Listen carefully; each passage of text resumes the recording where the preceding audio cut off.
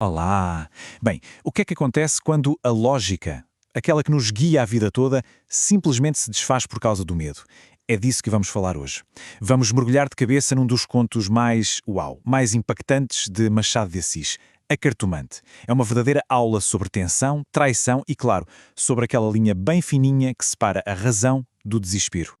E olha só, o próprio Machado de Assis, genial como era, já nos dá a dica logo no início do conto com esta citação.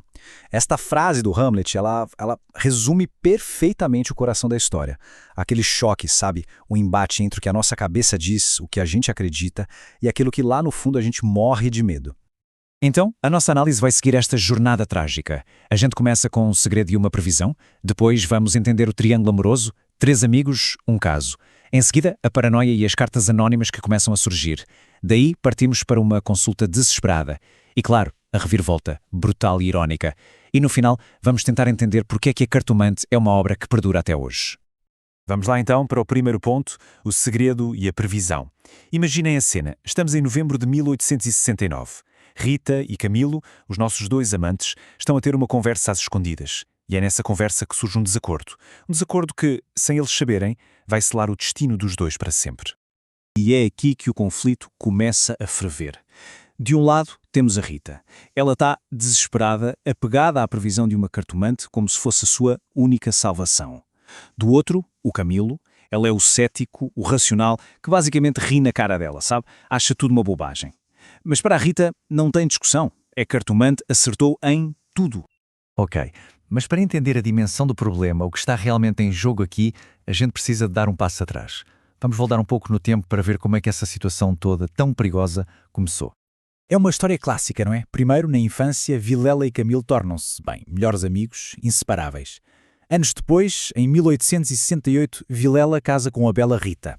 E aí, um ano depois, o impensável acontece. O caso entre Rita e o melhor amigo do marido, Camilo, começa. E pronto, o triângulo está formado. Vilela, o marido traído que não sabe de nada, Rita, a esposa apaixonada e Camilo, o amigo que vira amante completamente dividido. E o Machado escreve isso de uma forma... Nossa, a Rita como uma serpente foi-se acercando dele. Ele ficou atordoado e subjugado. Essa frase diz tudo, não é? A paixão simplesmente engoliu o Camilo. Toda a lógica dele, todos os seus princípios foram por água abaixo. Ele fica ali, numa mistura de vergonha, desejo, remorso.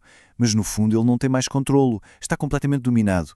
Pois é, e é exatamente aqui que a história começa a ficar sombria. A tensão sobe, as paredes parecem que começam a fechar-se à volta deles. E o segredo? Bom, o segredo começa a dar sinais de que não vai ficar escondido para sempre. E o primeiro sinal de perigo vem na forma de uma carta anónima. A carta chama Camilo de imoral e pérfido. Imagina o susto.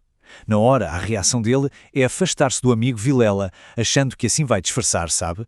Mas essa atitude só vai piorar, e muito, a situação.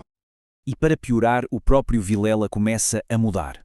Ele fica mais quieto, sombrio, quase ausente. E essa mudança no comportamento dele é o que realmente alimenta a paranoia dos dois amantes.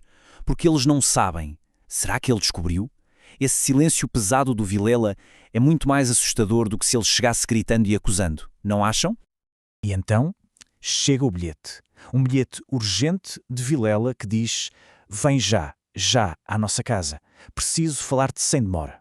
É de gelar a espinha. O Camilo olha para aquilo e até a letra do amigo parece diferente, trêmula.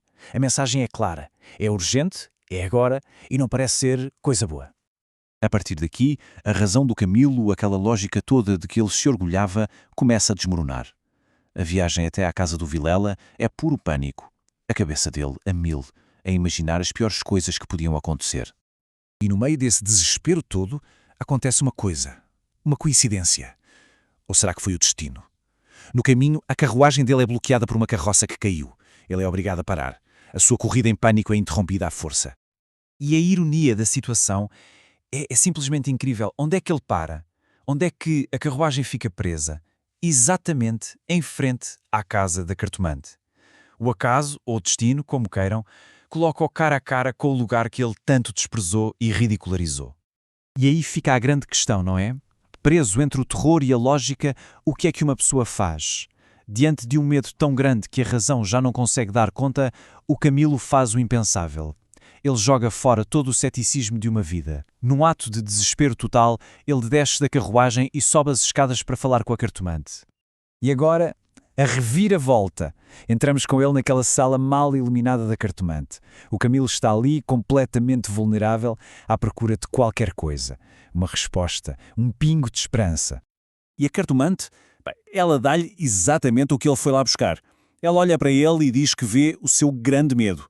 Confirma que Rita o ama profundamente.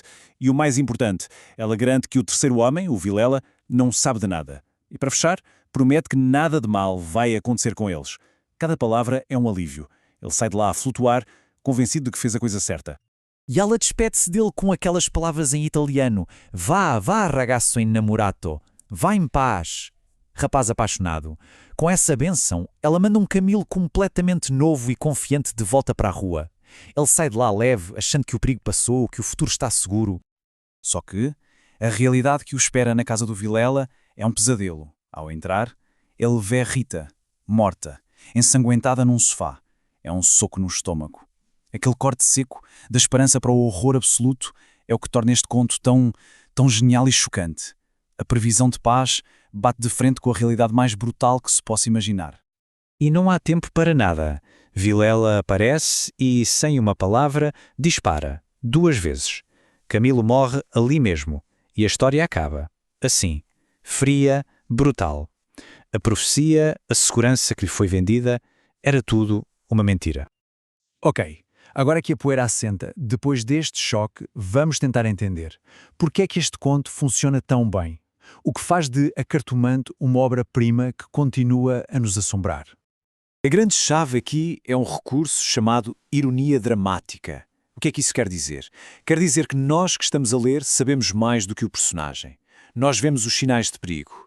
A carta anónima, a mudança do Vilela, a gente sente que algo está muito errado. O Camilo, cego pelo medo e depois pela esperança, não vê.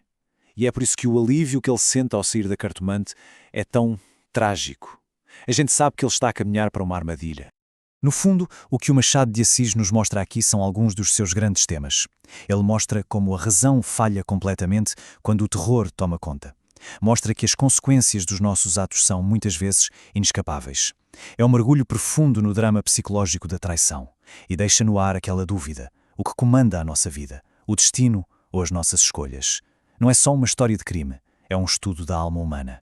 E a análise termina com esta pergunta, que fica a ecoar. Afinal, o que matou a Camilo? Foi a falsa segurança que a cartomante lhe deu que o fez baixar a guarda e ir direto para a morte? Ou a tragédia já estava escrita desde o momento em que ele traiu o seu melhor amigo? O destino dele foi selado pelas cartas ou pelas suas próprias escolhas? Esse é o mistério genial que Machado de Assis nos deixa.